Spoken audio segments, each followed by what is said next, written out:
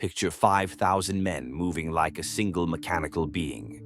Shields flash, boots strike the earth at a unified heartbeat. Bronze horns howl, and a crimson eagle standard slices the dust-filled sky. No radios, no engines, no jet-age logistics, just an iron code that forged the most reliable fighting force the pre-industrial world ever knew. The Roman legion turned a mud hut republic into history's most influential empire. Today, we're marching from the first oath of a raw recruit to the final crack of a shattered cohort, exposing every secret. Training, tactics, engineering, psychology, payroll, punishment, and the slow decay that pulled the gears apart. 21 minutes, 10 chapters, one indestructible, then destructible, war machine. Chapter 1, The Oath and the Offer. Recruiters roamed Italy like talent scouts, judging bone structure, stamina, and moral fiber. Ideal height, 5 Roman feet, 7 inches, about 170 in metric. Chest broad, fingers long, eyes clear. But the intangible mattered more. Disciplina, the capacity to swallow hardship gladly. On induction day, the centurion's vine cane, his badge of rank and instant justice, tapped each man's shoulder. Hands lifted, palms open to prove no concealed knife. Then came the sacramentum. I swear eternal loyalty to the Senate, the people of Rome, and to the emperor. I will not desert, nor refuse the death that duty demands. The vow was religious, not contractual. Perjury meant divine wrath as well as flogging. In exchange, 25 years of bread, salt, wine, shelter, steady pay, and a stake in Rome's destiny. Foreign auxiliaries got a sweeter lure, citizenship on discharge, a golden passport in a world of walls. Chapter 2, Basic Training, Breaking the Body, Wiring the Mind. At dawn of day 1, recruits met the weight sword, twice the mass of a real Gladius. They hacked wooden posts until their shoulders burned and calluses split. March discipline followed, full kit, 30 kilometers, 5 hours, 0 stragglers. Stumble once, the vine cane kissed your ribs. Stumble twice, you carried the unit's cooking cauldron, an iron humiliation called the donkey's wedding. By week 3, men learned to swim in armor, build pontoon bridges, and count steps in perfect cadence. Left, right, syndex, a living metronome. Drill masters recited the dire legend of Decius the Lagger, a rookie who slept at his sentry post during Caesar's Gallic campaign. At sunrise, the Decurion marched the entire century past the corpse, Decius beheaded and lashed to his own spear, to brand the rule on memory. One man's slackness is 100 men's grave. Meals were exercise too. Rations came in raw grain, bacon, and sour wine. Every contubernium ground its own flour, baked its own flatbread, and cooked its own stew. The message: self-sufficiency or starvation. Chapter 3, The Orchestra of Ranks. The centurion, often a scar-laced veteran promoted from the ranks, anchored the hierarchy. He earned 17 times a private's pay, commanded 80 men, and could sentence a trooper to death on campaign. Above him, 60 senior centurions formed the legion's spinal column. The primus pilus, the first spear, dined with the legate and could speak in the war council. A legion needed its general for grand strategy, but in the melee, it listened to centurions. Tacitus wrote, "The centurion's influence kept the line straight when gods and geniuses failed. Specialists flourished. Aquilifer, guardian of the silver eagle. If he fell, morale collapsed. Cornicin, trumpeter whose 2-note blasts told units when to advance, wheel, or form Testudo. Ballistarius, an artilleryman who cranked torsion catapults, spitting 60-kilogram stones. Immunes, medics, engineers, surveyors, exempt from menial labor, yet first in the fray when expertise was life or death. Hierarchy bled directly into daily language. Sinister literally meant left, dexter, right. In drill, the twin words molded bodies into arrows, syndex, syndex, until the muscles obeyed before the brain could object.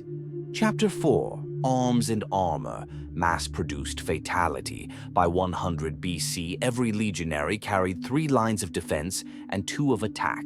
Defense: 1. Helmet. Bronze in early Republic, later iron with cheek guards, ridged to deflect blade glances like water off a roof. 2. Lorica, beginning as bronze muscle cuirass, evolving into chainmail, lorica, hamata. 500,000 rings each, then into the segmentata girdles of iron plates hinged by copper alloy hooks. 3. Scutum, rectangular curve, spine reinforced, leather laminated, and often emblazoned with thunderbolts or wings. It weighed 10 kilos, yet could stop a javelin or absorb slashes that would gut unarmored flesh. Attack 1. Gladius, stab not slash. In a melee, only 30 centimeters separate you from your foe, so stabbing under the shield edge killed quicker than hacking overhead. 2. Pilum, 2 versions, heavy for armor penetration, light for shield disabling. The thin shank of mild iron bent on contact, grounding the enemy's shield like a ruined satellite dish. Caesar claimed that at Alesia Gallic, shields looked like porcupines before the final assault.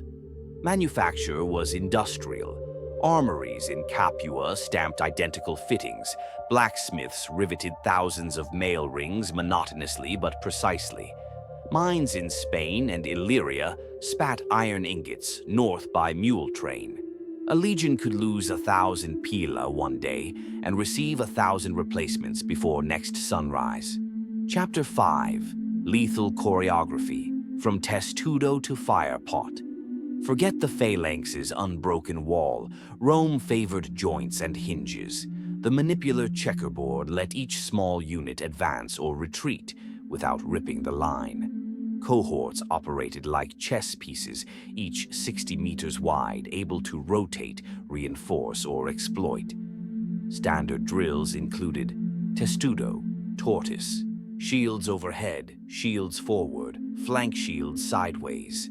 At Dyrrachium, Caesar's men advanced under a hail of javelins, so dense that observers said the formation looked like an iron shed rolling uphill. Quincunx, 5 cohorts staggered like the dots on dice, allowing gaps through which fresh cohorts poured, while exhausted front lines pulled back. Cuneus, wedge formation spearheaded by elite troops, designed to pierce barbarian mobs lacking depth cohesion. Artillery acted as percussion. Ballistae launched iron-tipped bolts that could skewer 3 men. Onager catapults flung 50-kilogram stones in parabolic arcs. At Jotapata, the Jewish commander Josephus recalled rocks so large that sentries shouted, "The stone is coming," before impact. Romans then wrapped projectiles in white cloth to blind defenders' night vision. Fire pots, ceramic jars of pitch and sulfur, were catapulted into enemy towers. Caltrops littered retreats. Even psychological warfare was codified. Before battle, legionaries banged sword hilts against shields, a metallic roar the Greeks called baratus, after the cry of elephants. Chapter 6, Medicine, Magic, and Morale. The legion carried its own hospital, the Valetudinarium. Surgical kits included bronze scalpels, bone saws, and silver nitrate for cauterization. Roman medics reset compound fractures using wooden splints padded with sheep's wool soaked in wine. Survival after arrow wounds reached 50%, astonishing for the era, because the army recognized the math.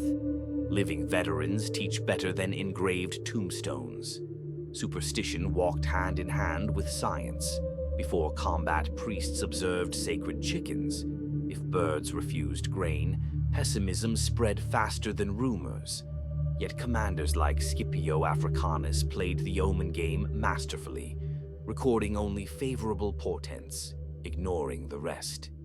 Pay arrived in 3 copper coins called asses, 1 silver denarius, plus occasional salt and oil allowances. A legionary saved roughly half his pay after deductions for uniform upkeep and food. Gambling swallowed the remainder. Loaded dice, inlaid with lead to land on high numbers, appear in dig sites from Syria to Scotland. Chapter 7: Women, Families, and the Moving City. Officially, soldiers could not marry. Marriage was a privilege reserved for veterans, so devotion stayed undivided. Unofficially, many kept camp followers, laundresses, cooks, merchants, wives in all but legal standing.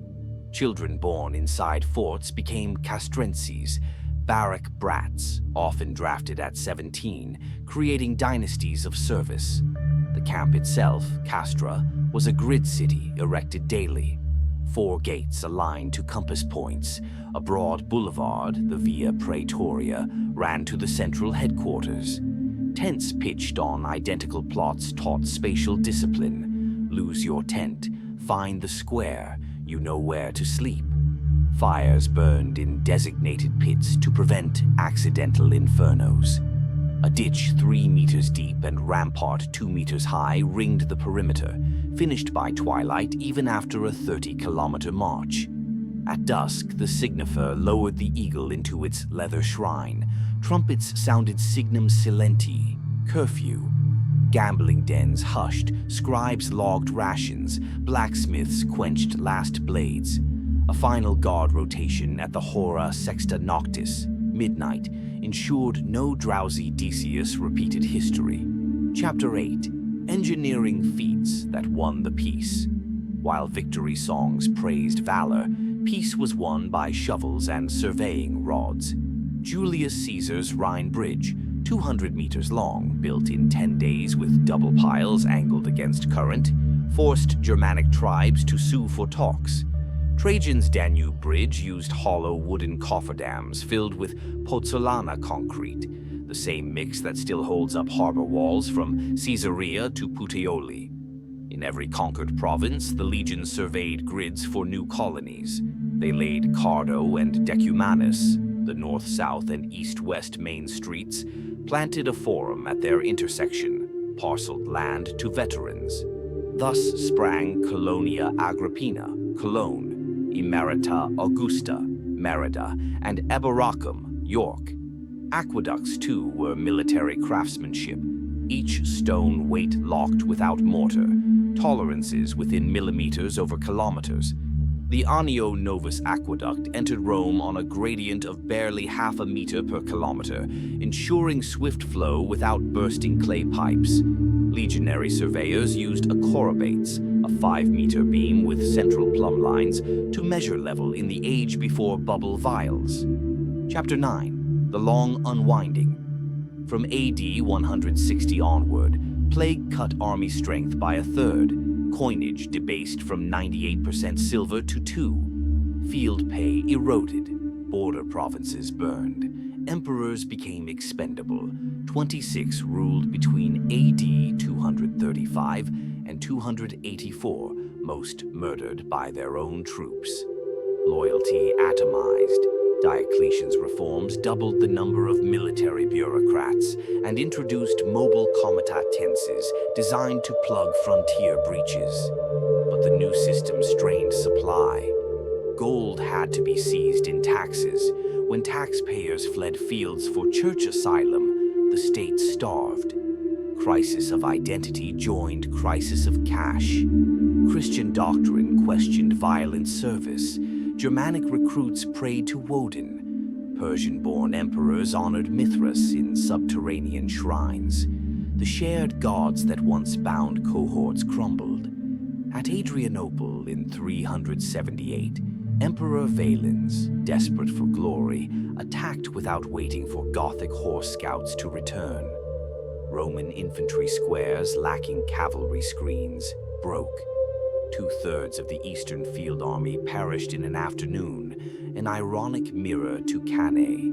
Gibbon would later call the day the era in which the Roman Empire fell. Yet, even in terminal spasm, the Legion's brand outlived the institution.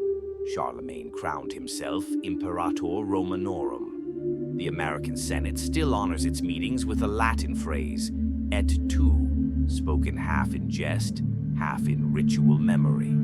Chapter 10. Lessons that reach modern boot camps. Standardize everything. A part that fails must be replaced in moments, not months. Train the body until the task passes from muscle into marrow. Keep units small enough to know each other, but large enough to endure losses. Feed, pay, and honor veterans. They are walking libraries. Logistics wins wars unseen. Whenever modern soldiers call cadence, wear interchangeable boots, or build a forward operating base overnight, they're recycling Roman protocols. Even the NATO rank of centurion, sergeant major, is a ghost echo, purpose unchanged, the grizzled professional who makes privates iron out their souls. We followed a recruit from Sacred Oath through blistering drills, learned the geometry of cohorts, weighed the Gladius, bent the Pilum, formed Testudo, built a bridge, nursed a wound, gambled wages, retired to a farm, and finally watched the machine rust. The Legion was not one miracle, but 1,000 marginal gains, stacked like shields, proof that discipline is technology, a software that can run on any human hardware, given will and training. Remove one piece and the engine sputters. Remove 3, and the empire that depends on it staggers, then cracks. If this march through Legion lore sparked your imagination, the campaign is far from over. Tap the link now or hit the pinned comment to watch my full battle animation of Zama, where Hannibal's elephants met Rome's iron hedgehog. Then vote in the community tab. Should we dive next into the aqueducts that watered 1,000,000 mouths, or dissect the 100-year unraveling that we call the fall of Rome? Subscribe, ring the Legion bell, and keep marching with historical lens. Av, citizen, our history still breathes.